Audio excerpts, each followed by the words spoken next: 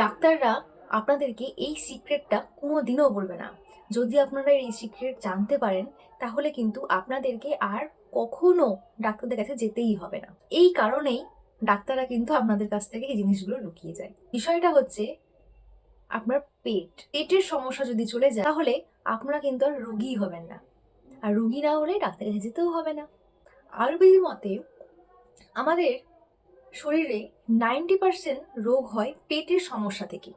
আর এই পেটের সমস্যা যদি পার্মানেন্ট ভাবে আমাদের কাছ থেকে সরে যায়, তাহলে আর আপনি কিন্তু ডাক্তারের কাছে যাবেন না, আপনার রোগ হবে না, ডাক্তার আপনাকে কোনো গ্যাসের ওষুধ দিবে না। ডাক্তাররা কি করবে? আপনাকে পেটের যে সমস্যা হচ্ছে, পেটের সমস্যার জন্য গ্যাসের ওষুধ বা পেট ব্যথার ওষুধ এসব দিবে কিছু সাময়িক সময়ের জন্য, কিন্তু আপনি আরাম পেলেও পার্মানেন্ট কিন্তু সলিউশন হলো না সেটা।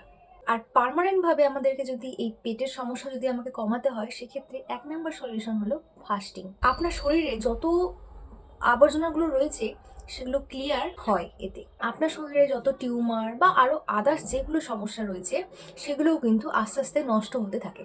কারণ আপনি যখন ফাস্টিং করছেন, তখন আপনার শরীরে এক্সট্রা যা কিছু জমে রয়েছে সেইগুলো নষ্ট হতে শুরু করে দেয় এবং সেটা গলে যায়। আর আপনার শরীর একদম কিন্তু ফ্রেশ ফিল হয়, আর পেটের সমস্যাও কিন্তু গায়েব হয়ে যায়। আপনি ফাস্টিং করতে পারেন, একাদশী, রোজা বা অন্য কোনো মোমেন্টেও ফাস্টিং করতে পারেন। বা তাছাড়াও আপনি কিন্তু রেগুলারও ফাস্টিং করতে পারেন। সেটাকে বলা হয় ইন্টারমিটেন্ট ফাস্টিং। সেটা হচ্ছে কি, যে রাতের বেলায় খাবার আগে থেকে তার পরের দিন সকালে খাবার শুরু হওয়া পর্যন্ত একটা গ্যাপ থাকতে হবে, সেটা হলো 16 ঘন্টার গ্যাপ। এটা আপনি করতে পারেন। তবে আপনার যদি শরীরে কোনো মেজর হেলথ রিলেটেড কোনো প্রবলেম থাকে, অবশ্যই ডক্টরের সঙ্গে কনসাল্ট করে তারপরেই কিন্তু এটা করবেন।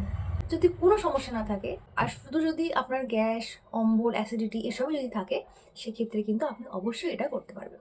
ফাস্টিং বা উপবাস করা শুরু করুন, আর লাইফ থেকে এইসব উপসর্গ একদম মুছে ফেলুন। সুস্থ থাকবেন, খুব ভালো থাকবেন।